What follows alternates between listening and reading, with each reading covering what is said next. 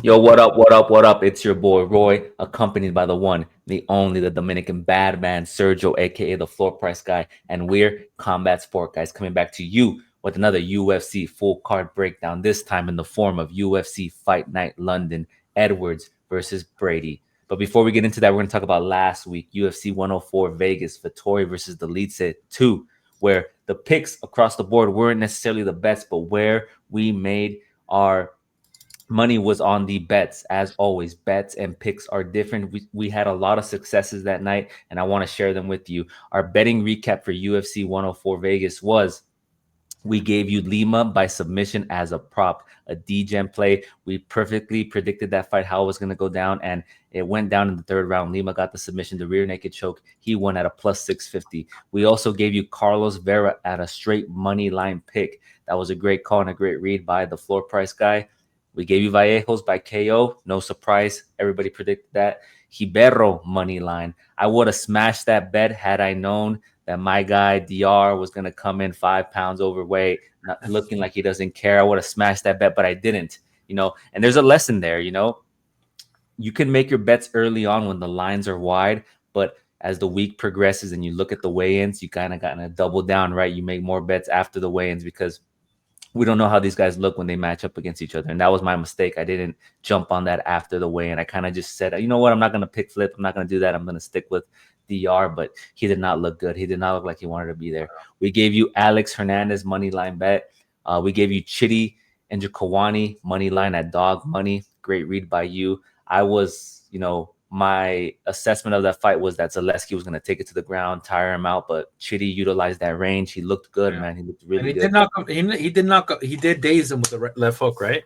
He did daze him with the left hook, so that was a great read by yourself. And then Roman Dolidze money line dog pick. I parlayed him with a couple others, and I got some plus money on that, like a plus 318, which is really nice. I just, Marvin Vettori, he, the shoulder injury, like there was a lot of concerns. He didn't evolve from their first fight, and I think Roman Dolidze, who has been active, looked a lot better, right? The only thing with Roman Dolidze, I want to see him improve on his striking. He does this weird thing where he throws the right and then he comes back with the back face. He does that often, and I think against an experienced and elite striker, he's going to get countered. He's going to get caught. We gave you Lima, Blackshear, Vallejos parlay, and then Lima's Vallejos plus Waldo parlay. We also gave you Waldo Cortez at moneyline, which is not here, which my boy predicted well. I was on the sign of Ryan Spann. I don't know what I was drinking. I thought Ryan Spann was going to look different at heavyweight, but at the end of the day, he looked the same. Decision making wasn't the best. His cardio wasn't the best, but it is what it is. We did well last week. We're going to continue to do well. Before we break down this card, how you doing, my man? I talked a lot. No, that was good. Listen, it was a good card. I mean, look, we know heading into this fight, the picture is 7-3, 7-6, and dude, there was a lot to. This was one of those cards where there were a ton of different underdogs, and we talked about this, right? And at one point, you were like, Serge, you're looking a little bit crazy, but it's just the value, man. The contenders, like, let's be honest, the contender series value sometimes it's not so good. Sometimes you get guys that are very good. Sometimes you get guys that are not so good. Guys that underperform, perform. And I think the biggest one for me was Carlos Vera. Yeah, like that was my the biggest one. Shitty as well was a good one for me. I went heavy on Shitty. But that could have ended. And like I said, with Vallejos, you had to just parlay him. Vallejos was a lock for a lot. Parlay the finish. But good fights. We both had a good night, and let's see if we continue the streak, because we've had 2 weeks ago we had 11 bets land. Last week we had 9 bets landed. So let's see how we do, because brother, we can't have that much good fortune. I'm not saying we can't, but you know what I mean, right? You know what I'm talking about. It's just and as always, picks are different from bets, right? Our picks didn't necessarily land how we wanted them to, but our bets did, and we did exceptionally well on the betting side.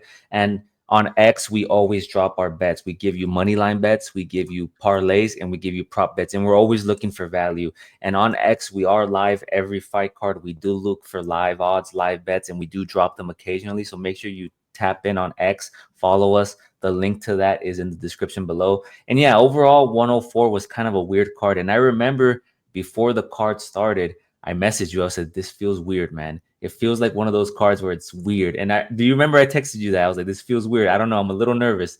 It just feels weird. And sure enough, the dogs were barking, man. We had 2 women knockouts back to back in the first round.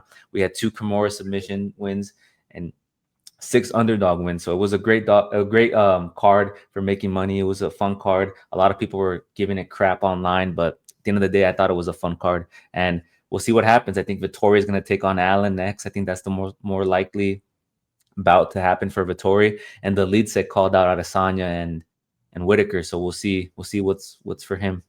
I think they're going to give him Cannonier. I think that's the fight to make. I think it makes sense. The leads, man. And when that time comes, we'll talk. I'm going big on Cannonier. Oh yeah, after seeing his striking, bro, I think Cannonier does take it, unless the leads it comes in with a grappling heavy approach. But anyways, we'll get into that when we get into that. We have UFC Fight Night London coming at you. Edwards versus Brady. Let's get into the card, man. Excited for this one. It's a good card. Let me remove this and have you. Cool. So kicking off the card, we have Kutateladze versus Fernandes. Kutateladze is 13-4-0 and is 3-5 in their last 5 bouts, last beating Jordan Vucenic via unanimous decision. Fernandes is 9-2-0 and is 3-5 in their last 5 bouts, last beating Muhammad Yahya via KO. Now, Kutateladze, he's a well-rounded striker with a strong kickboxing base. He has good wrestling and grappling skills. He's known for his powerful kicks, his knees, his elbows, and his fight IQ. His cardio and durability have been tested, but they hold up pretty well. He's coming up against Fernandes. Fernandes, he's a Brazilian jiu-jitsu practitioner with solid submission skills. He has good kickboxing. He's aggressive. He's durable, and he looks to capitalize on grappling exchanges. Though his striking is not as good as Kutateladze's. And I don't really think he's that much of an offensive grappler. I think, in his last fight against Muhammad Yahya, his kicks looked really good. We broke him down before. He was supposed to fight on, I think, the Seattle card, if I'm not mistaken. He was supposed to fight on one of those fight nights, and the fight got squashed. And, he has really nice leg kicks, really nice kickboxing. But I think Kutateladze is just more well-rounded. He's more powerful. He's the better striker. I'm going to go with Kutateladze here, man. Who you rocking with? It's hard to go against him. Fernandes is not as dynamic as it seems. Like X6 are there, but he's I don't know, man. For the odds, minus 325. Like I said, like one of the things we're doing this year is we're looking at things more from an odds perspective, and I don't like maybe in a parlay, maybe. Yeah, I mean, look, let's go Garam. Garam got the Georgians. The Georgians have been hot. He's always impressive when he fights. My only thing is like there could be a potential upset. There's always a possibility. Yeah. And if so, how does it happen? But like I said, you called it the best. I think Garam goes in there, it's gonna grapple. He's gonna grapple the boy. Yeah, I think so too. And I think Garam, his striking is just a lot crisper, a lot more technical, and I think he's gonna win the exchanges on the feet. And I don't see Kawhi taking him down and imposing his will, right? So Garam's gonna be the pick for both of us, it sounds like. Yeah. And we'll move on to our next fight, which is a rematch from 2017, I believe, or 18, but that doesn't matter because that was so long ago, right? I don't put a lot of weight on that because both have improved since then. But we have Kalen Loughran taking on Nathan Fletcher. 2 promising bantamweights. Loughran is 9-2-0 and is 3-5 in their last 5 bouts, last losing to Jake Hadley via unanimous decision. Fletcher is 9-1-0 and is 4-5 in their last 5 bouts, last beating Zigmantas Ramaskas via sub. As I mentioned, this is a rematch. Loughran is a pressure forward striker. He's a well-rounded fighter. He has the grappling pedigree, but he doesn't use it as much. He has a 44% submission rate. 4 of his 9 wins come via submission. He's good at striking, his takedowns. He applies relentless pressure. He has good strict striking, but one of his issues is that he looks robotic. He looks a lot stiff. So coming into this fight, I think he's going to look to be more fluid and utilizing his jab and being a lot more loose, right? Because in his fight against Jake Hadley, and a lot of people criticize him, is that he didn't utilize the wrestling. He stood there and he got outstruck. He got beat to the punches and he looked very stiff. And I think in this fight up against Nathan Fletcher, who is making his official UFC debut, right? He won his last fight via the Ultimate Fighter. He's a pressure fighter with a balanced attack.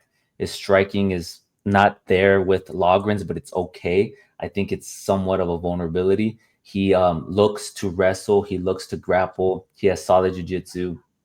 And, he looks to bring the fight to the ground where he excels. And I think, and watching, it's funny because this fight, I think there's a lot of recency bias. Like, you look at Fletcher's last fight and you watch it, he immediately shot for the takedown. But as he was taking damage. He was wearing damage on his face. And in that first round, I think 2 judges gave it to Ramaskas, because Ramaskas was able to look for the submission and lock a submission, but was unable to get the tap. And in the second round, he came out, got the takedown again, and then made him tap. So there is, some vulnerability there. And I think Loughran in his last fight, he was preparing for Ramon Tavares, but Jake Hadley came in on short notice, so you don't know, the game plan kind of switches, right? So he wasn't able to incorporate a lot of the tools. And I think Loughran does have the tools to be successful here. I don't think Fletcher's going to ragdoll him and take him down. I do think he's going to look for the takedown, but I think if this fight stays standing, Loughran's going to be able to keep the fight on the feet and outpoint him via that way. I think his wrestling is good enough to keep the fight standing. And you look at, go back to the records, you look at the record of Loughran, like his UFC debut, he fought against Taylor Lapilus, he got a loss. Loughran, yeah. He fought against Taylor Lapilus. He got a loss, but that's Taylor Lapilus, right? Yeah. Long ragey fighter. The next fight, he got a KO, I think, against Angel Pacheco. Unanimous. And unanimous decision. I'm sorry. And then Jake Hadley, right, came in on short notice. He was able to beat him, but I'm not counting him out for this fight. I think the rivalry between these two are there, and I think Loughran wants to get the win here. I think it means a lot to him, and coming off that loss, I don't see him losing 2 in a row. I think he's gonna win this fight, man. Yeah, and if you look at Loughran has had the tougher opposition versus Fletcher. I don't think not even a contender series, just straight to the UFC. Probably somebody fell off. Let's give this guy a chance. Not everybody needs to come from the contender series. Yeah. The contender series doesn't really show us much as it did. I mean, we've gotten to see very consistent fights. I'm gonna back Loughran on this one. I think Loughran takes it. I don't like that Fletcher just in his last fight would just chase for the takedown. You got to show some level of martial arts, right? Mm-hmm. I just felt he was just rushing, and we'll see. I could be wrong, but the odds have shifted a little bit now. Loughran is a -108, Fletcher is a -112. It's not that much. Like I said, it's an even fight, honestly. Yeah, and I think if I'm not mistaken, I forgot where I read it, but I think Loughran trained at Extreme Couture for this fight, right? So he kind of expanded his training camps, and he spent some time in Vegas, sometimes at the PI, sometime with Extreme Couture in Vegas, and then he's back in Ireland. So, sorry, question for you. Yeah. This fight is being contested where? 135 or 145? It's going to be 135. So Nathan Fletcher got his last win at 145. He's coming back down to 135 where he normally fights at. So I don't think it's going to be an issue for him there. But Kaylen Loughran's pretty big, man. He's pretty strong. He's stocky. He's got that big ass head. He is shorter than him, and he is giving up 2 inches of reach, but I don't think that's an issue. Yeah. So we'll go Loughran. All right. We'll move on here. We're both going for Loughran. You said the odds closed in. What are the odds now? 108 Loughran, 112 Fletcher. They're really close. Are they minus or odd? Both minus. Oh, really? It closed in. Wow. Yeah, it closed in massively for Loughran. We'll see. I think it's a closer fight than a lot of people are. It is. So next up, we have some women going at it. We have some strawweight action. We have Shauna Bannon taking on Pooja Tomar,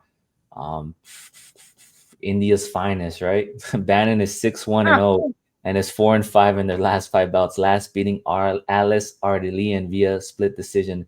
Tomar is 9-4-0 and is 5-5 in their last 5 bouts. Last beating Rayan Amanda via split decision. What do you got for this fight, man? I've been talking so much. I'm going to give you the opportunity. Yeah, no, look, when I looked at the fight, I looked at Tomar. I didn't like her footwork. But then I look at Bannon, and I'm like, well, turns out Tomar has better footwork than Bannon. And it's interesting because Tomar will fight very like, and I said this prior to recording, like it looked like a generic strawweight fighter, both of the girls, right? Very light on their feet, not that much power, jab, step back, jab, move. There's no really commitment. But I did like better Tomar on this one though. I just didn't like how Bannon was presenting her because she was pressuring, like, but it was just like this, like Ribas when she fights like this and haha, and then she's like, it's like, I don't even know what to call it, brother. You need to commit. you need to commit, get better. The 6-1. I mean, Bannon was undefeated, but that's the thing about it. Bruno Brazil, no joke. I'm gonna go to with Tomar. Go with the first dog of the night. Oh, okay. I'm gonna actually go with Bannon, and I think in Tamar's last fight, she's before I go into that, she's a southpaw, right? She throws awkward hooks. She doesn't pose much of a wrestling threat. She's a kickboxer. She likes to throw teeps, leg kicks to the body, targeting the head. She's aggressive. She has okay combinations and okay clinch work, but in that fight against Rayan, right? Like she was getting pressured, and she had this weird thing where she yells with every strike, and I don't know if that's something she's trying to, she feels like she imposes more power when she does that, or if it looks good on the judges' scorecards or whatever. But when she was getting pressured, I didn't like how she looked up against the fence when Rayan was moving forward, right? And then you look at Shauna Bannon, she's a well-rounded striker with a kickboxing foundation. She's very sure attacks as well. She uses effective combinations, but she also has the judo background where she's able to, utilize trips in the clinch and be effective in the clinch. We haven't necessarily seen that in the fight against Alice Ardelean. Alice Ardelean did come in on short notice. She did look noticeably bigger. She did take Bannon down, but Bannon was working for submissions. She wasn't like just getting dominated on the ground. She looked good on the feet. Just some of her striking combinations were predictable. And I don't know, it's been a year since she last fought. Hopefully she mixes it up. Hopefully she's getting better. I think given the range, I mean, she has the inch advantage, the height advantage. Let's see, how many inches is she taller than? It's 6'6". It's gonna be 6'59", 65, so 6, and then you add the height difference. So I think with the 6-inch reach advantage, she's gonna maintain the distance and she's gonna push forward when need be. And I think she's just gonna win the striking exchanges. I'm not too hot on Puja. If it does go to decision, it's gonna be interesting. This fight's gonna be a mess, man. It's gonna be crazy, this fight. But I think Shauna Bannon is getting better, man. I think she takes this fight. Let's see, right? Like I said, if she is able to establish her jab and just like pick her apart with the kicks, with the jabs. But if that's the thing about it. Like both girls are very bottom of tier. I agree. I think Shauna Bannon, like I said, she's predictable when she blitzes in. She does the same combination, right? And up against a polished striker, they're gonna make that read and counter her and put her out of there with some power. But I don't see Puja having that power. I think this does go to decision. So if you're not looking to bet on anybody, just bet the over. I mean, if you want to add it to a parlay, right? Bet the over. It's probably gonna be super fucking juiced. It's probably like what, minus 200, 300. Let me see. It's what is it? Yeah, bro. There's no value. Minus 500. Yeah, there's no value. So I'll probably stay away from it. But I do think Shauna Bannon takes it, man. But we'll move on. I'm going with Shauna Bannon. You're going with Puja Tomar. Next up, we have Andre Pulyaev taking on Christian Leeroy Duncan. Duncan is 10-2-0 and is 3-5 in their last 5 bouts. Last losing to Gregory Rodriguez via KO. Pulyaev is 9-2-0 and is 5-5 in their last 5 bouts. Last beating Liam Anderson via unanimous decision. Leeroy Duncan, he's well-rounded. He's got good striking. He's fast and he has decent grappling. In his last fight, he turned Gregory Rodriguez into a wrestler. He has crisp technique. His fight IQ is okay, and he has the finishing ability. He's going up against Pulyaev, who is a striker, but he's more methodical. He likes to utilize his jab well, doesn't unload. He doesn't have a lot of power behind his shots, in my opinion. He has the grappling in his arsenal to mix things up if he has to. I think in this fight, when you look at Pulyaev in his last fight, he had moments of successes on the ground, but he did have times where he was on his back. And I think Leroy Duncan is gonna be better on the feet, and I think his takedown defense is gonna hold up to not allow Pulyaev to, take him to the ground and dominate him like he did in his last fight. I think Leroy Duncan gets it done here, man. I think he finishes inside the distance. I think that's a prop I'm gonna explore. Great. Yeah, I think. Yeah, I'll be honest with you. I don't like Leeroy. Like, I just don't like those odds for Leeroy. Like, very disrespectful. But like sometimes, like, you don't know what you're getting in the contender series too, right? This guy's coming to the contender series. Over under -200, over 150. Well, if I go to a decision, yes, +200. Okay.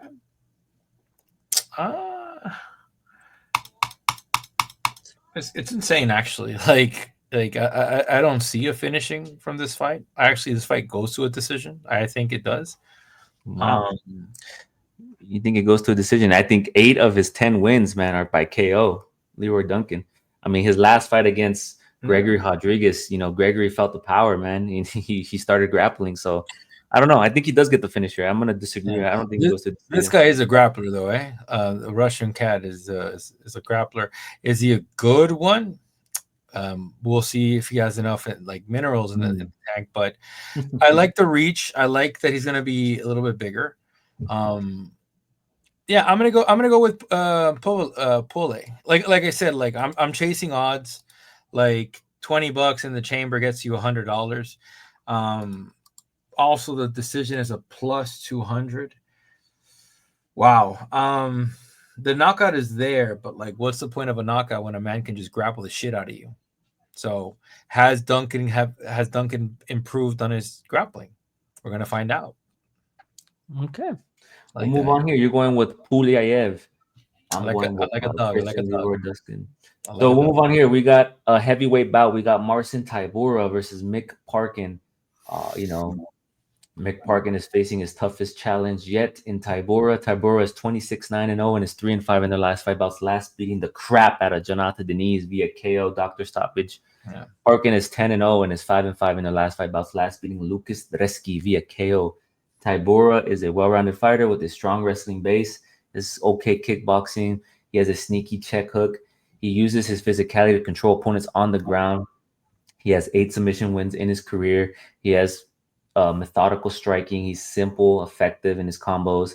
He utilizes the lead leg kick, and he's durable. He's rarely been finished in the UFC. He only has 3 KO losses on his record, and I don't think Mick Parkin has the power to knock him out. A lot of people, at the start of the week, he was the favorite. And I think a lot of people were utilizing recency bias, right? Like, you look at Jonathan Deniz, he's a solid kickboxer. But one thing about Deniz is he can't fight off his back, right? And I think when Marcin Tybura felt the power of Deniz, because he did get rocked by Deniz, right? And then he resorted to the wrestling where he was able to triumph and, hit him with the vicious ground and pound and win. I don't think that's going to happen here up against Mick Parkins. When you look at Mick Parkins, he throws with the volume. He has good boxing. He has decent takedown defense, and I think it's going to be tested here. I think we're going to learn a lot about Mick Parkins. Does he have the takedown defense? Is he a heavyweight contender? His style is kind of, he blends the boxing with heavy hands and the grappling, right? He's technical and not powerful.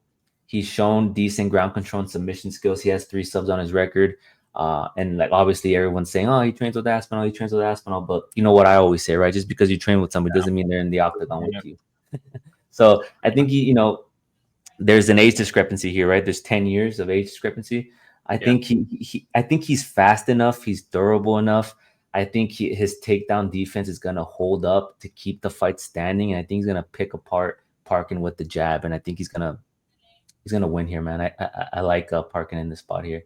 The issue is, right, as always, this is his biggest test, limited experience, but I think at home with the crowd behind you, right, training with somebody like Aspinall, they probably are training for the takedown defense. I would imagine, right? I would imagine they're anticipating Tybura is going to want to bring this fight to the ground, and I think he's going to do well here, man. I think he gets it done. And the line's closing in. I think he's the favorite now, right? I think Tybura is the dog now.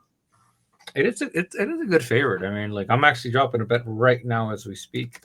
On Tybura. No, I'm Parkin. I like Parkin, bro. I like Parkin for the win. Bannon and Tomar for the decision. Like I don't think you get an overwhelming power there, and it's a Yeah. plus 123. That's the thing about it. Like when we're chasing stuff like that, I mean, is it riskful? What are we really risking here? A plus line for a decision? Is it really risky? I don't know. Heavyweights, man. You trust the heavyweights to go to a decision?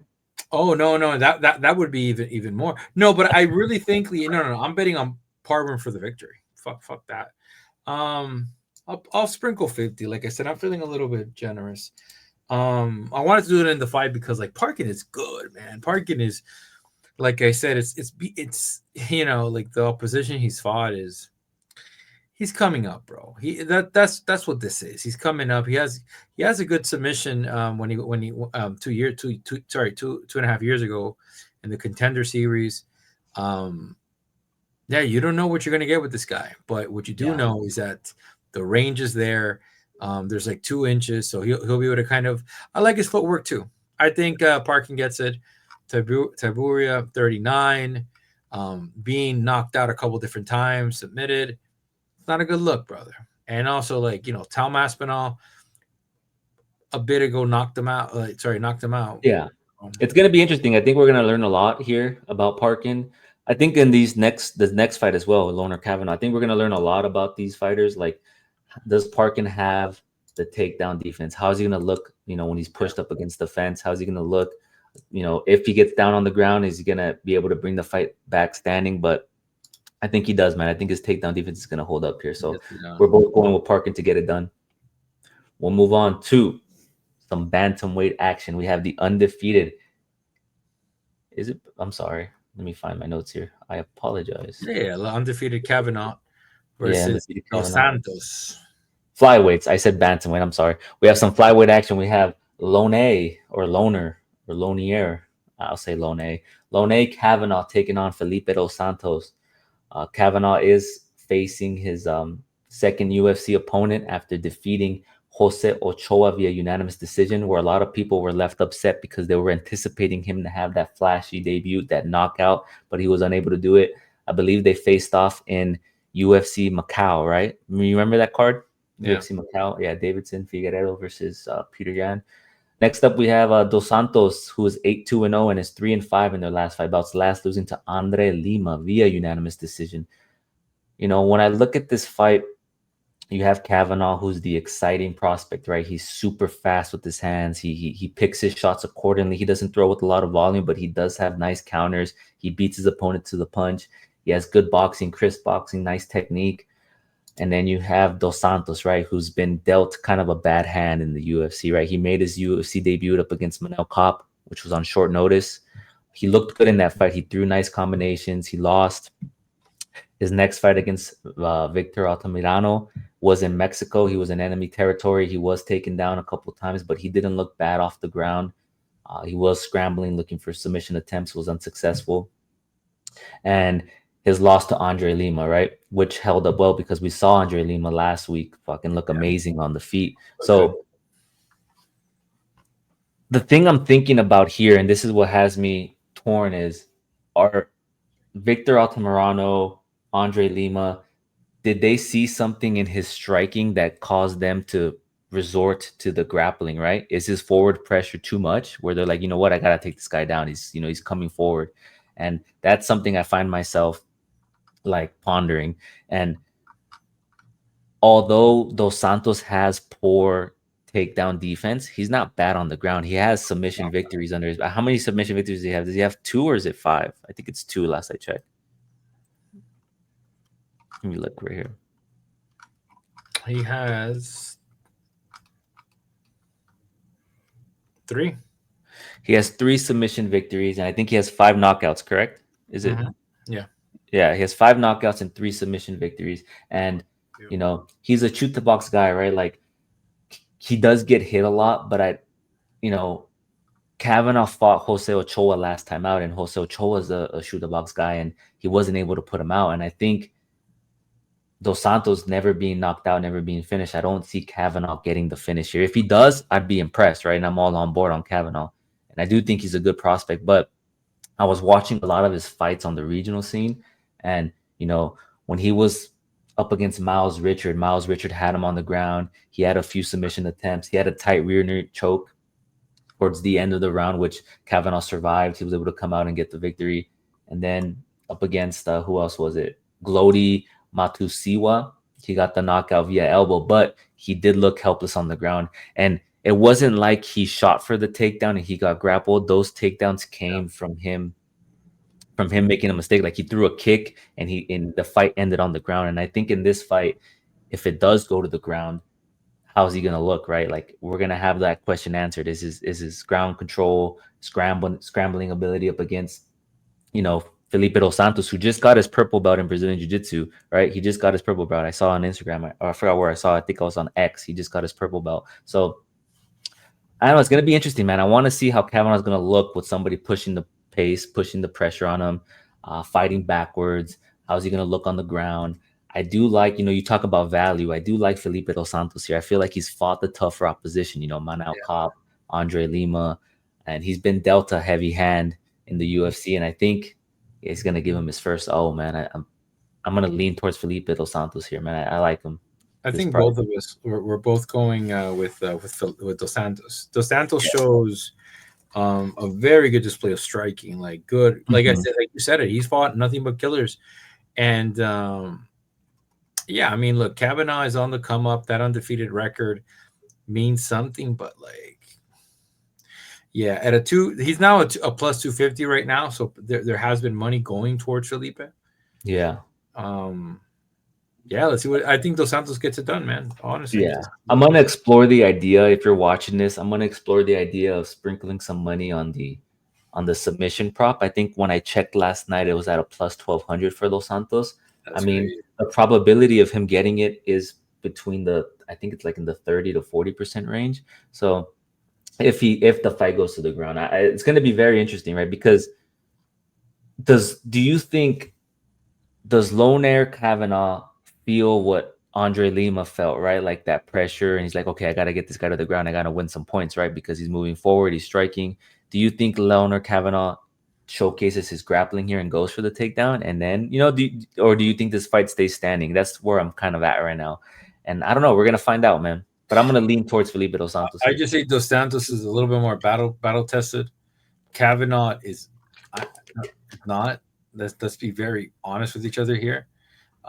This, like, if he beats, I'll say this: Dos Santos is Dos Santos is Kavanagh's toughest fight. But when it comes to Dos Santos, Kavanagh's not his toughest fight. So that's all we really need to say about this, right? So, and it's just unfortunate because they're two prospects, right? And you're putting them together. So, yeah. Well, I mean, I think Dos Santos is one of these guys that he doesn't give a shit about who's fighting. I think that's really the mentality. Like, bro, I don't care. I'm the best in the world. Let's go. And you got to look at it too. Like Dos Santos has the 3-inch height advantage. He has the 3-inch reach advantage. How did Jose Ochoa and Kavanagh match up? Let me see. Is that something you're able to look at? I would have to go back to the. Let me look at Jose Ochoa's. Give me the card. Let me just 1 second. Ochoa, MMA. Let's see. He's 5'6", so yeah, 5'6". What's his reach at? Let's see. If you're able to tell me his reach. I'm trying to go in right now and just check this fight out. Okay. No, they had similar reaches. Yeah, they had the same reach, and he had the 2-inch height advantage. But in that fight, from what I remember watching, Loner Kavanagh was beating him to all the punches. Right, he was countering him really well. And it's gonna be interesting, man. It's gonna be interesting. I think Felipe Dos Santos is a live dog here. He's probably one of my favorite dogs currently on the card. A lot of the dogs ended up becoming favorites, which is the line has moved on a lot of these fights, and we're gonna talk about in this next fight here. So we're both going with Felipe Dos Santos to pull up the upset, right? Yes, sir. Oh, yeah, I like that. Next up, we have Some lightweight action. We have Jai Herbert taking on Chris Taco Padilla, England's own Herbert. Uh, Herbert is 13-5-1 and is 2-5 in their last 5 bouts, last beating Rolando Bedoya via unanimous decision. Padilla is 15-6-0 and is 5-5 in their last 5 bouts, last beating Rong Zhu via KO. Herbert, he's a rangy striker. He has the kickboxing pedigree. He uses his length to pop his opponents with jabs, with leg kicks. He has the long range combination. He fights well at range. He has good lateral movement. He has struggled against elite grapplers, though, however, in the past. And he does take a lot of damage. Like, if you look at the stats, like Jai Herbert UFC stats, you'll see that per the strikes he throws, the strikes he absorbs is a lot more. So he does take a lot of hits in return to the strikes he throws. Whereas you look at Padilla, Padilla is a well-rounded fighter. He has the wrestling background. He's scrappy. He has the striking. He's a good wrestler. And he also has good cardio, right? He came in his UFC debut and he beat James Lontop via submission on short notice. And then, his next fight was against Rong Zhu. And, on the build up to that fight, a lot of people were saying, oh, he doesn't have the cardio. He doesn't have the striking. He's going to look to wrestle. He's going to get gassed. And what did he do in that fight? He kept it standing. And he was able to get that vicious elbow that, resulted in the TKO up against Rong Zhu. And that aged pretty well, because when we saw Rong Zhu at UFC Australia, he looked fucking amazing, right? In his last fight, right? His striking looked really good. I think we both picked against him, right? Didn't we both pick against Rong Zhu? And we didn't expect him to come out there with that boxing. He looked fucking amazing. No, we both backed Padilla. No. I'm talking about Rong Zhu in Australia. I forgot who he fought. He fought somebody. Who was. I know. Oh yeah, he fought Contender Series guy. Yeah. We both picked against him because we thought he was gonna wrestle, right? But then he changed teams. This where it got him. Changed teams. Yeah, that's what I'm talking about. So he looked good in his last fight. His striking was really good. Again, Contender Series, remember that. Exactly, yeah. And I think in this fight, right, both guys have paths to victories, obviously, right? If Jai Herbert utilizes his length, he utilizes his reach, he doesn't let Padilla get in close, where he's able to, strike him in the clinch, get in his face, make it dirty. But I think, Padilla, I like him here, man. I think he's gonna move forward. He's gonna get in his face. He's gonna close the distance. I think he's gonna maybe utilize takedowns and kind of test his his poor takedown defense. Yeah, I think Padilla's aggressive, man. I think he's gonna have that high energy and push Herbert and make him fight. I like make this fight his. Yeah. Yeah. I'm gonna go with Padilla here. Yeah. The only thing. I'm sorry. One last thing. The one thing I like about Padilla that he kind of like said was after his Rong Zhu fight, like, oh, people know me as the elbow guy. Before that, they knew me as the wrestling guy. Well, I'm gonna tell you one thing. I'm that guy. Like, I'm everywhere. I'm gonna wrestle. I'm gonna have cardio. I'm gonna strike. So I'm an MMA fighter. And I like when a fighter says that. That's kind of like Andre Lima in his last fight. He said, hey, I'm not only the Muay Thai guy. I'm not only the kickboxing guy. I'm the jiu-jitsu guy. And he got a sub in his next fight. So when I hear a fighter talk like that and I hear a fighter say that, that tells me that they're taking this shit very serious, right? And they want to be well-rounded. And yeah, I like Padilla here. I'm sorry. Go ahead. No, and I mean, I'm looking at this fight and like range is an issue. That's the only thing. Like, I don't know how. Yeah, but yeah, range is going to be an issue if Padilla loses, if Herbert implements the jab, but then Padilla's defense is still like, bro, this guy just presses forward, right? He's like, and if you look at what happened with like Tybura, I'm not even counting for Ross. Yeah, I'm Faraz is a bad man, bro. Remember we picked him as a dog? Yeah, Mike Davis. The best. Good money. I'm sorry, go. No, and yeah, shout out to Mike. And then it's like, yeah, I'm never flying overseas again. Like, well, that's a you issue. Well, there was something with the paint, right? They were talking about the paint in the locker room, some shit. Yeah, but I'll say this, Rob. We're going with Padilla. I think the pressure is going to be good. Padilla's good, man. The pressure is amazing. Yeah. Let's see how he deals with this jab, because he's going to have to feint, move forward. Yeah, feint, move forward. And the thing, he's fighting overseas. We don't know how much of an effect that's going to have, but I'm pretty confident in Padilla. I think the odds changed, right? I think the fight is now even. They're both minus 115 or something like that. They're close. They're very close. Yeah. So one thing that I do is after every like I have this tradition, right? Like after every UFC fight card, right? Mhm. I look at the odds immediately for the next fight. Like I look at the current fights, right? The card for the next fight, and I place bets on people that okay, this guy's a dog. I'm gonna place a bet, and then I go into breaking down the fight. But I think I That's, was able to get Padilla early as a dog if he's the favorite now, or if he's a oh, plus he's good. He's minus good. money. He's minus money now. Yeah, he's minus 108. Yeah, so Uh, similar to Mick Parkin, I think I got him at like plus 120, plus 110 or something like that. So yeah, the line's closing in. I think people are, you know, I'm surprised he was the underdog in this fight, man, considering like his last two performances. yeah, It's it's interesting. Pretty interesting. interesting. Yes, it's definitely interesting. So that is our featured prelim here. So they have Padilla in the featured prelim. Nice. Nice, nice, nice. Next up, we have our main card. We have Nathaniel Wood taking on Morgan Charriere. Let me find my notes here. Yeah, Charriere last time fought in if I'm not mistaken in France. France. Yeah. We picked them in that fight. Remember? Uh, no, well, not last time.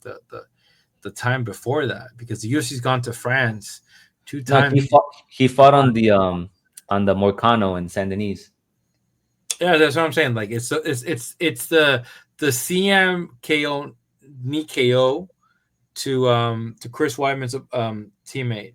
Um, yes, he Yeah, hasn't fought from in a while. Poland. He hasn't fought in That a was the while. same card. That was the same card. Yeah, no, but what I'm getting at, ZM fought again in France again against Mike Davis. So CM's just been very active. Was that in France? Yeah, I think so. Yeah, that was in France. That was in Saudi Arabia. Was it? Yeah, that was the Adesanya card, I think.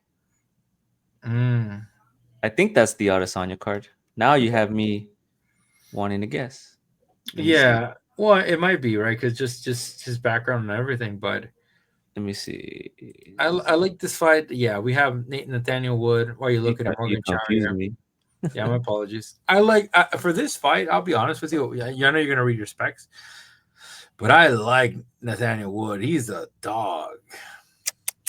I don't know, man. I think he lost to the Andre Philly. The Andre Philly fight, I think it was a robbery. Los Sasas. Yeah, it was my boy making me guess. Hold on. Yeah, UFC. that's okay. It's good to put you on your toes. Yeah, I put him. Yeah, it was Adesanya Nima. What are you talking about, France, bro? That was Saudi Arabia, bro. What are you doing? That was last Throwing month. me off, man. Throwing me off. That's crazy. That's So it was. I don't know where you were going with that. You confused the hell out of me, my bro. apologies. My apologies, brother. So yeah, we have Nathaniel Wood versus Morgan Charriere. Um, Wood is 26-0 and is 4-5 in their last five bouts. Last beating Daniel Pineda via unanimous decision. Charriere is 20-10-1 and is 4-5 in their last five bouts. Last beating Gabriel Miranda via KO. Woods, as you mentioned, he's a well-rounded fighter with a strong base in kickboxing and grappling. His striking is technical and precise. He blends powerful low kicks and sharp boxing combination. He's decent on the ground, although we have seen him struggle with people who apply the pressure and push the pace, and that's exactly who he's going up against in Charriere. Charriere is an explosive striker with a Muay Thai and boxing foundation. He throws with good output, has crisp combination, and has power behind his strikes. He's extremely relentless and pushes the pace and always looks to get busy. Interesting stat: Woods is 4-0 when fighting in London.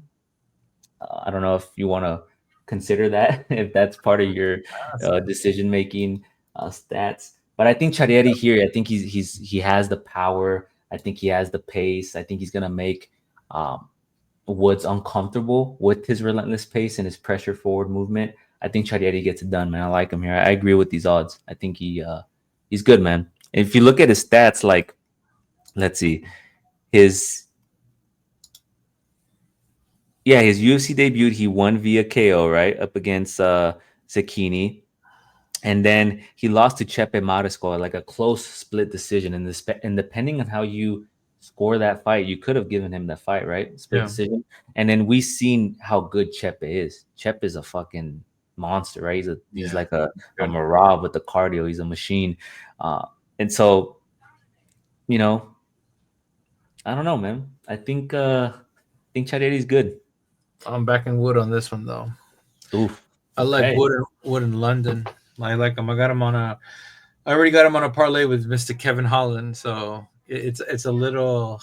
Oh, that's not hitting, bro. Because one of those guys is gonna ruin it, bro. And we'll talk about Kevin Holland later. And I'm not saying that it. No, it's cool. It's cool. I just like We'll the talk about the Kevin Holland 47. fight It's because a little 20. It's a little 20.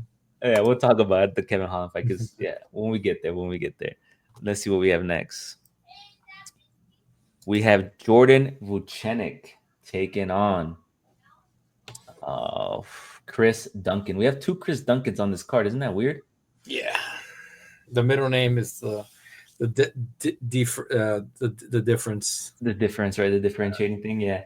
Duncan is 12-2-0 and is 4-5 in their last 5 bouts, last beating Balaji Oki via submission, which we called, right? I think he was the underdog in that fight. And I think we both it was on the card at UFC Paris. And we both said, I think Duncan gets it done here. And sure enough. The opposite. I went with OG. Oh, I picked Duncan. You went with OG, right? Yeah. And then one of the things I talked about was Blachowicz not good on the ground, right? And what did he do? He immediately got caught in that choke, and that's all she wrote. Vucenic is 13-3-0 and is 4-5 in their last 5 bouts, last losing to Guaram Kutateladze via unanimous decision, where he was coming in on short notice. I believe it was his UFC debut, and he looked good, man. He won the first round, but I guess like the forward pressure and the grappling from Kutateladze was too much, which won him the fight. When you look at Duncan, he's a pressure fighter with a brawling style. His striking is chaotic. It's somewhat effective. He lands about 4.71 significant strikes per minute. He has the willingness to eat shots as he dishes them out, so he does get hit a lot. He does train with American top team, so he's improving on his grappling and his ground game. So that's something to look at. But his weakness is his durability, right? It's a double-edged sword. He absorbs a lot of strikes, which has cost him to, be in some trouble in his fights. His aggressive approach leaves him openings for counters and takedowns. And his chin, although his chin hasn't been cracked yet, it's been tested. Vucenic, when you look at him, he's a versatile fighter who has a grappling base. He often chains his takedowns into submission attempts. He has a notable, really good, nice triangle choke. His striking is evolving. He has nice counters and he has a dangerous right hand. It's more, he throws with more volume than he does output, right? Like not output with power. So he's a volume striker. He's athletic, and I think he's gonna win this fight, man. I think his last fight against Kutateladze was really good. Like he came in on short notice. He looked really good. I think he gets it done here, man. He's a good fighter. Who are you going with again? Vucenic. I'm going with Duncan, bro. I like the value. Like it's gonna be a hard fight. I also didn't. I don't like what I saw from Jordan. I don't like what I saw from him. It wasn't like I noticed him. He was tired. Mm-hmm. He has the England, power up. Oh, she's gonna come in motivated. Yeah, like I think Duncan, Duncan gets it done, man. Okay. Yeah, I think he's been training a little bit. Let's see. Like I said, there's nothing that really surprised me about Jordan. I'm also not 100% accurate on Duncan, but I just believe that out of the two, Duncan looked better in his last outing. I'll say that. We're gonna change your name, brother. You're no longer gonna be the floor price guy. We're gonna change it to value guy. Dude, it's looking for value guy. I got a good parlay. I got a good parlay. Looking for value guy. That's gonna be your new name, brother. Let me tell you something, brother. You ever heard of the brother? You're gonna be the value guy. let me say it. The $5 parlay, bro. Guram, Duncan, and John Blachowicz for you're gonna like these odds, bro. Are you ready, bro? You ready to listen to these odds, bro? Plus 1,200. There you go. And like I always say, picks are different from bets, right? I usually pick people who I think are gonna win the fight, and then I'll bet on the most likely outcome, whether it's money line, whether it's over, whether it's a knockout. So my boys. Oh shit, Kevin Holland just went even right now. Yeah, man. People are listening. They're gonna listen to this, and he's gonna go even more even, bro, after we're done. We'll move on here to our next fight. So we are on opposing ends. You're going with Chris Duncan. I'm going with Jordan Vucenic. I just think Duncan is too reckless, man. I think he's gonna get caught with something. I think Let's see. Vucenic, yeah, finishes it. Um, Molly McCann, we have the meatball going up against Alexia Thainara. Molly McCann was supposed to fight Itzela Nunez, I believe, and it was supposed to be like a layup for her. It was supposed to be an easy win for her. She was the favorite by a lot, I think, and then she turned into the dog. She's 2-5 in their last 5 bouts. She last lost to Bruna Brasil via unanimous decision, where Bruna looked good, right? She attacked the body. She hurt her a couple times. She utilized the grappling. And then you have Thainara, who's 11-1-0 and is 5-5 in the last 5 bouts, last beating Rose Conceição via unanimous decision. We know what Molly McCann brings, right? She's the meatball that brings the high energy. She has the aggressive style. She excels in close range striking. She has good grappling, good boxing, decent grappling, good boxing. Her grappling defense is at a 50%, and she has struggled against technically superior grapplers. And example, Erin Blanchfield. She's going up against Thainara, right? Thainara is well-rounded, but appears to be more comfortable on the ground, where she maintains control and utilizes some ground and pound. She hasn't fought high-level opponents. She is making her UFC debut. It's gonna be an interesting fight, man. My only concerns with this fight, like regarding Thainara, is that she is coming in on short notice. She's flying across the country. She's in enemy territory. She doesn't have the full camp. I think the change of scenery and the short notice will play against her, right? And I think the crowd, Molly McCann's gonna have the power up. She's gonna move forward. She's gonna be relentless. She's gonna push the pace. She's gonna be durable. And I would hope that her grappling defense, which is at 50%, holds up against Thainara, who's not like an elite level grappler. She does have the grappling game, but I don't think she's gonna maul her and take her down and control her. And I think on the feet, it's gonna be even. It's gonna be messy. So I think Molly McCann as a dog here can get it done, man. I'm not gonna bet on it. I'm not gonna like say, hey, throw fucking $100 on it. But I think Molly McCann can get it done via pressure, via pace. Yeah, well, it comes down to value. Well, I mean, 150 is not that much value. Let me see. She's plus 160 now. I'm going with Molly, man. I like London. She's looked great in London. Like I said, sometimes on these contender series fights, you're not able to gauge the right way. Rose was 7-0.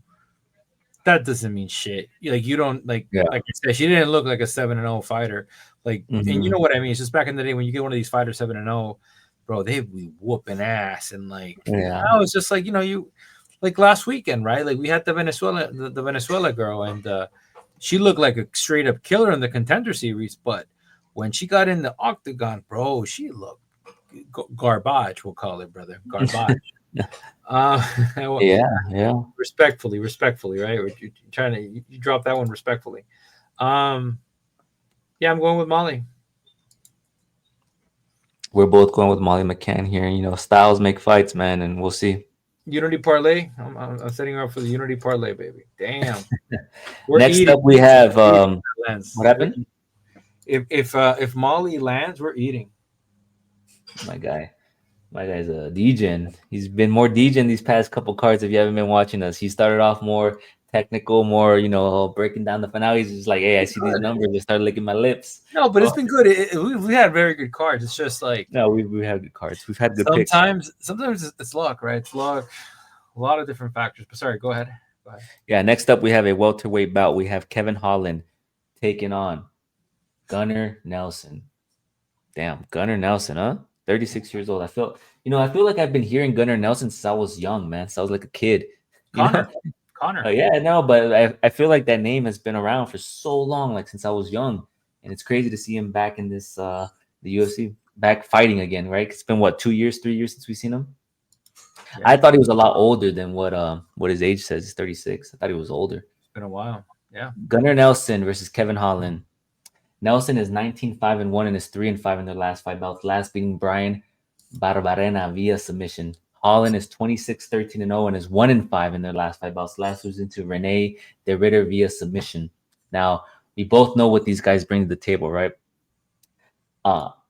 This is a fight where I'm going to feel very stupid regardless of who I pick. If I pick Nelson, and Holland knocks him out, I'm gonna say, fuck, I should have picked Holland, right? He was at welterweight, he has the range, he has the striking. It was a sure pick. You know, I'm gonna feel dumb. If I pick Holland and Nelson subs him, I'm gonna feel dumb. I'm gonna say, hey, Holland has struggled up against grapplers. He has been submitted in the past. I should have picked Nelson. I should have stuck to my. So either way, no matter where I go with this card, I'm gonna feel dumb. But I am gonna go Holland. with Kevin Holland because he is dropping down at welterweight, where we had talked about this in depth, where that's the weight class where he should be fighting. He had no business being at 145, right? Those guys are too big, they're too powerful, and it shows. And Gunnar Nelson, while being a submission threat, he isn't a offensive grappler. Like there's levels when it comes to MMA grappling, right? Like I don't think he's at Hamzat level. I don't think he's at Rene de Ritter level. I think he's a striker. Like his takedowns primarily come from him utilizing his striking, then incorporating trips, and then bringing the fight to the ground, right? Level changing and bringing the fight to the ground. And I think with Holland having the reach, being at welterweight, being on a losing skid, I think he needs to win here, man. If I'm being honest, I think he gets it done, man. I think Holland does get it done. I picked against him up against Roman Dolidze, but it made sense to pick against him because Roman Dolidze does have the grappling, does have the striking, right? And sure enough, that's what he did in that fight. He took him down. Did I pick against him? I can't remember now. I think you picked Kevin Holland. I think you've been a Dolidze hater for a while. I don't think you like Dolidze too much. I don't like his striking, bro. Yeah, his striking's not good, but in that fight, I had said that Dolidze is going to look to take the fight to the ground. And what did he do? He took him down. His rib broke. He lost the fight, right? Against Rene de Ritter, he was the favorite. And remember when I posted that on X, I was like, why is Rene de Ritter the underdog, right? And then sure enough, and I said this line is going to change. And sure enough, as the week ended, he became the underdog and Rene de Ritter became the favorite, and he won via submission. Because he was wilding out. That's the one factor we need to kind of like lay out. That's true as well. Yeah, he was on podcast. He was on the Jackson podcast saying that he doesn't care about the fight. So there's a lot of red flags on top of the fighting style of Kevin Holland that you have to consider, right? Like, what's his mindset? Is his motivation? Is he there to just collect the paycheck? Is he there like, hey, I'm going to show up. Hopefully, I don't get my ass kicked, and I'm going to get a paycheck, and I'm out, and I'll see you on the next one. I still have a little bit of name value. I'll see you on the next card piece. Or is he actually going to come in and like try to win this fight, man? He doesn't get that chance this fight. I think this fight is because then like, here's the thing about it. If this man loses, then like what? How many losses in a row? Like you're 5-6. Like 1-5 out of your last fights. And I mean, look, Bannon Page is he's too much. Like, you know, and that's the thing about it. Certain strikers, like it's like Wonder Boy. You can't figure them out. I do like Jack Della Maddalena. That was not a split decision. Jack did put it on him, but look, Jack's fighting for the title now. Jack was supposed to fight this card against Leon Edwards, so it just puts you into perspective of where they're at. The Roman Deloise has Dolidze. Deloise. Oh my God, Dolidze. It's grown pretty good after the win with Martin Vettori because Martin Vettori did beat Kevin Holland. And then you have Ritter, and like, sure, Ritter looked good. So I mean, look, chalk it up into he likes money. He's not as good as middleweight as he is welterweight. Yeah, I would love to ask Joaquin Phoenix who's gonna Joaquin Buckley who's gonna win. My man Phoenix, huh? My boy watching movies. I know, right? I went far there, but I would love to kind of ask him, like, yo, you know, what's who you got, baby? My guy's gonna be like, I got Nelson. But listen, we don't know we don't know what to expect out of Gunnar Nelson, 36. He's been gone for a little bit. He tends to struggle with lengthier individuals, and you want to talk about length, brother. This is over all cumulative. Let's see, 9. Then we have 13 reach. Dude, we're dealing with 13-inch reach against this guy. Yeah. And I think the key thing that I would have leaned toward Gunnar if he was a pressured wrestler, right? But you know, you look at the numbers here, he He's only landed 15 of his 27 takedowns, right? And it's at a 55% accuracy. So I don't know if he's gonna have that success with Holland, if he's gonna be able to take it to the ground, right? If Holland get out there, he utilizes his range and he puts him out early, that is a possibility, right? It is a possibility. We'll see though. I would have leaned towards Nelson more if he was that style of wrestler, right? He has that karate base. I don't know. It's gonna be an interesting fight. It can go either way. Like I said, I'm gonna feel very dumb regardless of who I pick, but I'm picking Well, Holland. you won't feel that done before, because if this guy loses, he needs to get. They need to kick this guy out of the UFC. And this is the first time I'm picking Holland. I picked against him every time, so maybe I'm right, maybe I'm wrong. So we'll see. That's the issue, bro. When you start to get the level of star power, bro, and you start to be like that guy, it comes with the pressure, bro, right? Because you can't fight cans forever. He was fighting guys that, I mean, look, I think his best win is Fluffy. He just stormed Fluffy, just stormed off the gates, and that's his best win. But like, bro, that was, you look at that fight now, you're like, yeah, that's what are the odds now? He's an even fighter. 115, 120 for Gunnar Nelson. And like I said, Gunnar, I don't know where he's training. Like, he used to have Conor McGregor as one of his main training partners, but you don't know nothing about Gunnar.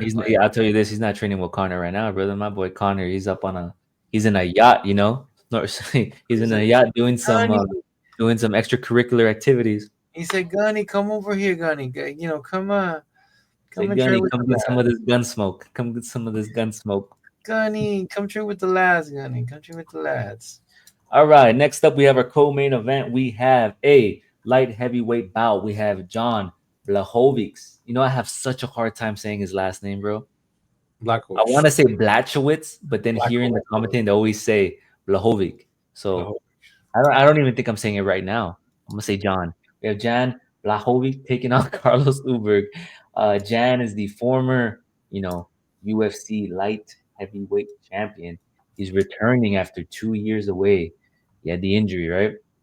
Mm-hmm. He's 29, 10-1, and is 2-5 in their last 5 bouts. Last losing to Alex Pereira via split decision, where a lot of people thought he won that fight. A lot of people thought it was a gift. It was a gift to Alex Pereira. I know you love gifts, brother. Shout out to Rob Font.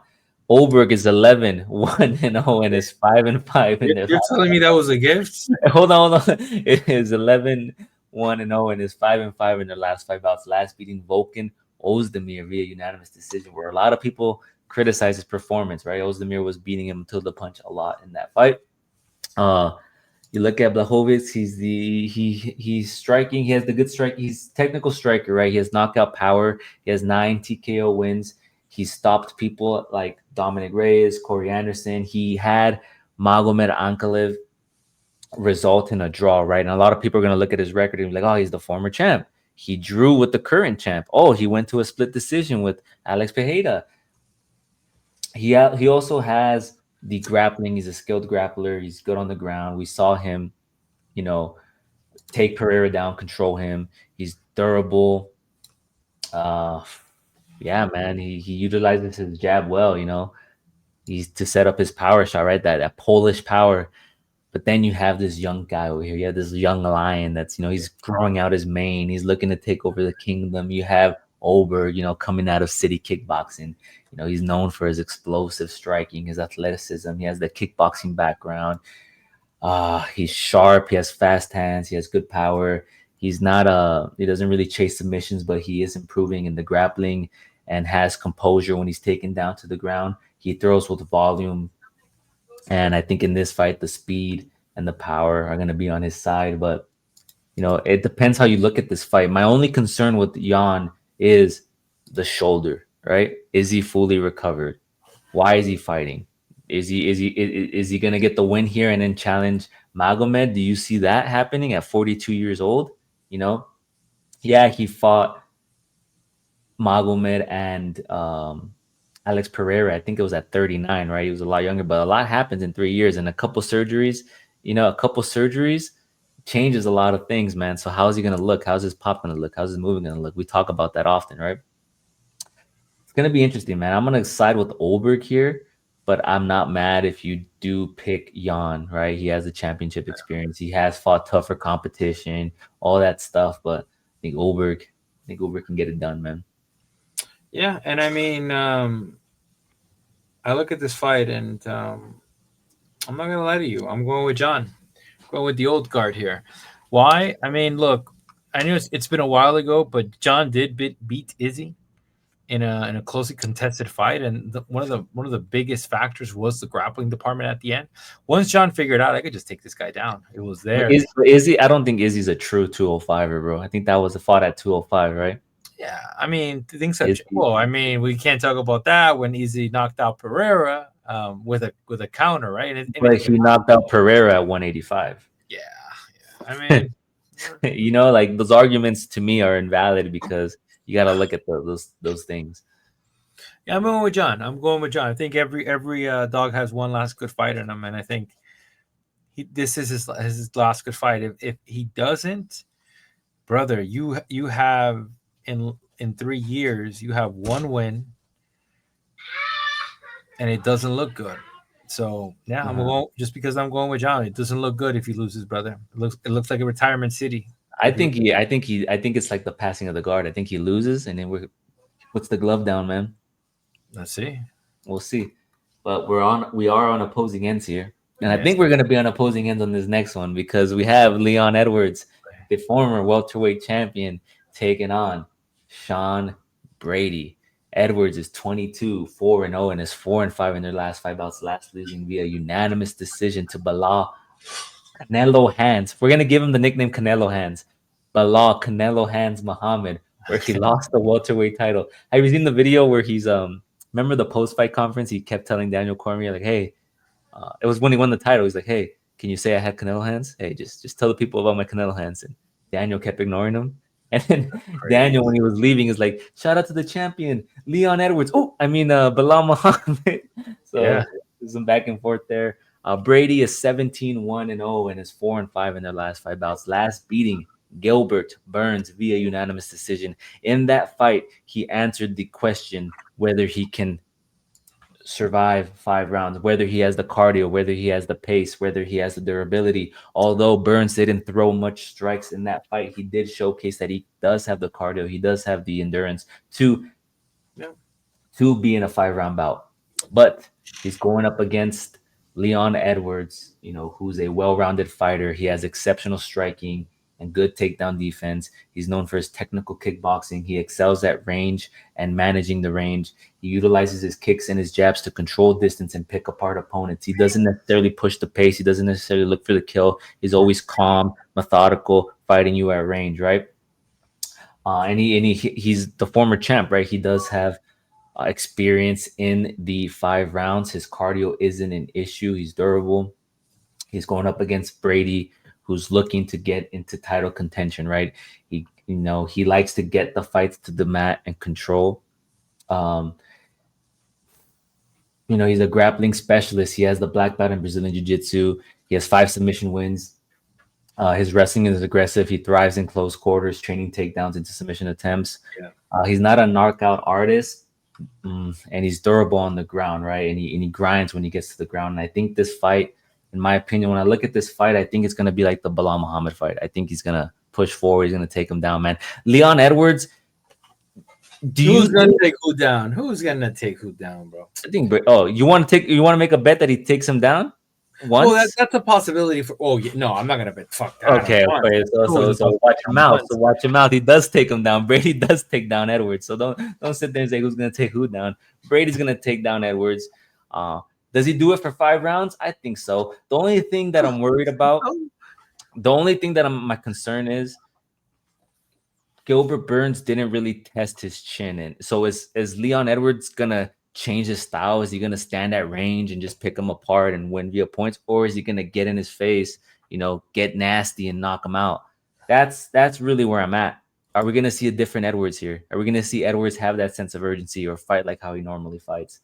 I didn't like how he looked against Bilal Muhammad. You could say that he was sick, that it was the time, and I understand. But you have your coach saying, hey, you want me to end this fucking fight? What are you doing? He's arguing with his coach. I don't know, man. I'm gonna go with Sean Sometimes, Brady here. I think Sean listen, Brady pushes the pace. He gets it down to the ground. He controls him, and he and wins. that's fine. Sometimes, bro, you're flat. Sometimes you wake up, bro, you feel like shit. Sometimes, you ever gone to the toilet, bro? You take a shit, and the first thing that pops is one of the vertebrae in your back, bro. That's never happened to me, brother. That's happened to you, brother. You need to go to the doctor, man. I don't know what you're doing over there. Abdominal brace. Get that free health care. Dominic, come over here, say hi. Come on. Dominic's like peeking in. Dominic, Hey, Dom. say hi to everybody. Look, listen, Dom. Listen, Serge. I don't floor price guy. I don't care about your pick. Dom, who do you got? Leon Edwards or Sean What do you Brady? got, Dominic? You got Leon Edwards, where we put a lot of money on, or Pick a you got guy. Brady, Hold where on. we did not put money on? Who do you Just got? pick a guy. Pick a guy. This one or this one? Who are you going? Oh my God, he picked Edwards, baby. He ran away. Listen, my boy and me never been more cemented on. You know what, baby, this mortgage the home, baby. We're gonna go. Listen. He is him, bro. Your son got your bad takes, man. I'm sorry. It's unfortunate. I'm just kidding. I'm just kidding. No, Brady Edwards at dog money is crazy, right? It's crazy that he's a dog in this fight. Well, I mean, yeah, I don't get it. They're probably looking at, well, Sean learned from the Bilal fight, but brother, if there's anything to learn here, is that Sean Brady's gas tank is not really there. And like, I'll be honest with you, bro. If Gilbert Burns, if the Gilbert Burns that fought Jack Della Maddalena would have showed up, would have finished this guy. But we don't know what happened with Gilbert Burns. Gilbert Burns have taken too many different fights, but Leon Rocky Edwards brings a range, a versatile striking, high level conditioning. Now, with the fight against Bilal, bro, he fell flat. I'm sorry, but he did not look like the fighter. He came to life a little bit on the fifth round, and that was good. When he was dropping he kneed him in the face. Yeah. Sorry, he elbowed him in the face, got him, blurry eyes. My man's like, what's going on? And he had good scrambles too. He had good scrambles on the ground. Yeah, and that's what I'm saying. Like, look, who's the better takedown artist, Bilal or Brady? Brady's a jiu-jitsu guy. I don't. Bilal, like, unless there's like a disclosed injury, Edwards should take this fairly easy. Keep him striking. Keep the movement easy. Yeah, this should be very easy for Edwards. I'll tell you that right now. If there's no injuries, and that's all. If he comes in condition and no injuries, brother, it's gonna be a long night for Brady. Because Brady has a lot of muscle, bro. Like, I don't know. I don't like the whole he doesn't have the cardio. He proved that in his last fight. He looked good. Bro, he didn't look gas. He didn't look gas at all. Them boys, I have to take them boys in the back, bro. They had like 2-3 oxygen tanks for each one of them.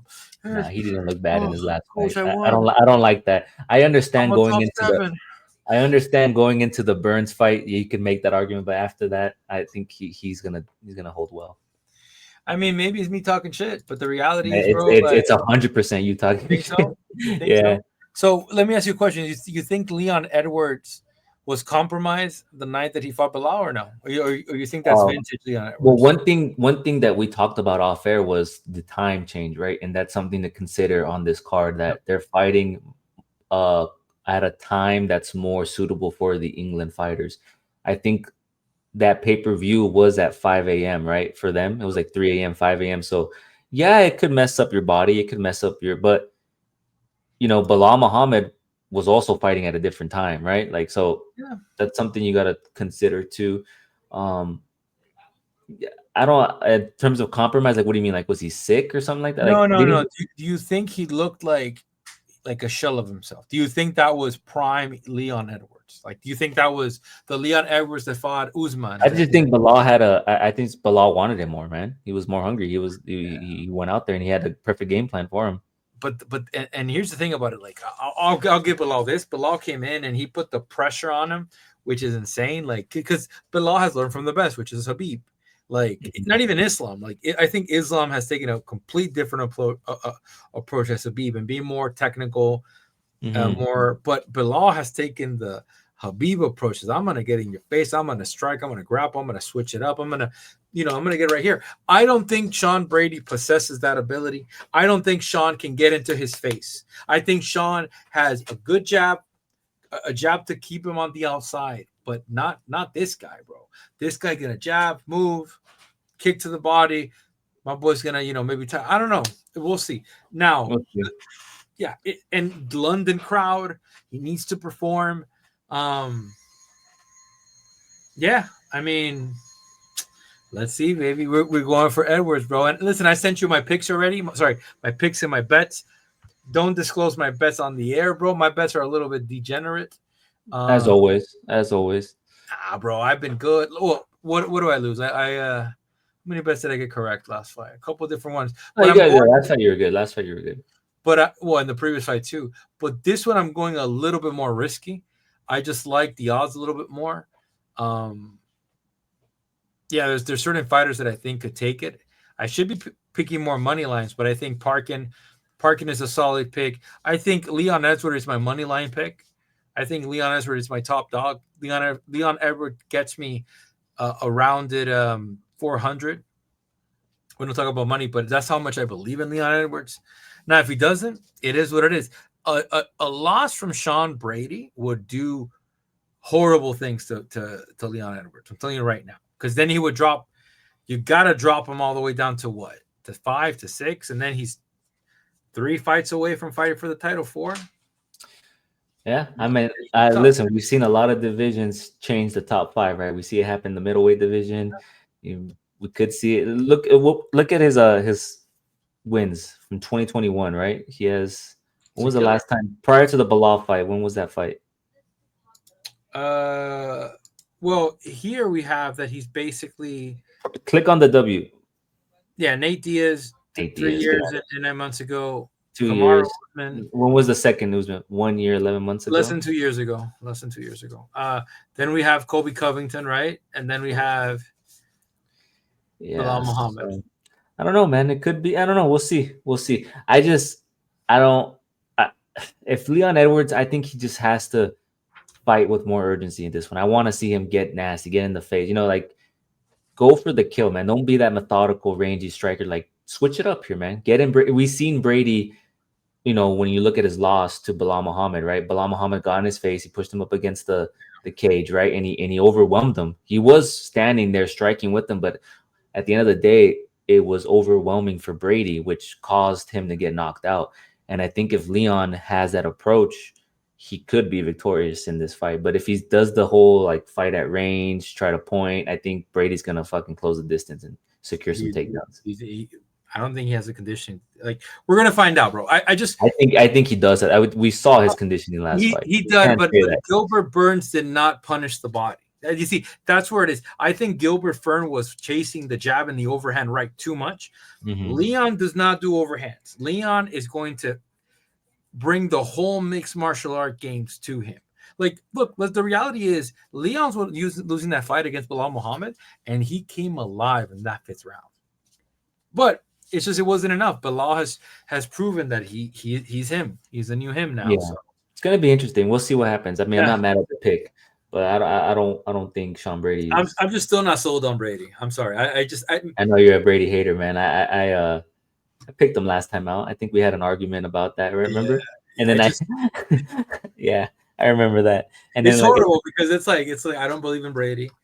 Well, we have our own things. It's like me. Like I don't like the Kutateladze. Like I've been fading Kutateladze, right? You've been picking him every time, and I've always been wrong every time I pick against much muscle, bro. That's my boy Kutateladze, bro. My boy's been giving me paychecks like crazy. I don't know, man. Out of context, you say that when you say my boy's been giving me, it's like, whoa, what are you talking about? Give me paychecks. Did you know that? Like, you don't. Well, this is off the chain, but Ian Kutateladze came in fighting Glover Teixeira, and they had Kutateladze back in the day at a minus like 800, and they had Glover at a plus 500. That's my crazy. boy, I put $100 on Glover, and we made bank that night, bro. Like, nice. But he did clip him, hurt him. But the thing is, Glover's Glover. Glover, you clip the guy, he figures it out. Yeah, Batman. But listen, this was a very good card. I'm very excited. It should be on a friendly time zone. What are we looking at? I think for you, it's gonna be. I don't know. Eastern time, I think it's 11 or 2. Right there. 4 p.m. Eastern time. So it's gonna be 11 for 1 o'clock for me. What the fuck? Okay, so Go 4 up. p.m. It's not bad. Look, bro, what's going on with that nose, bro? 4 Respectfully, p.m. respectfully, bro. What's going Hey, on with that? brother, somebody who has a nose like that, I can't hate on him, man.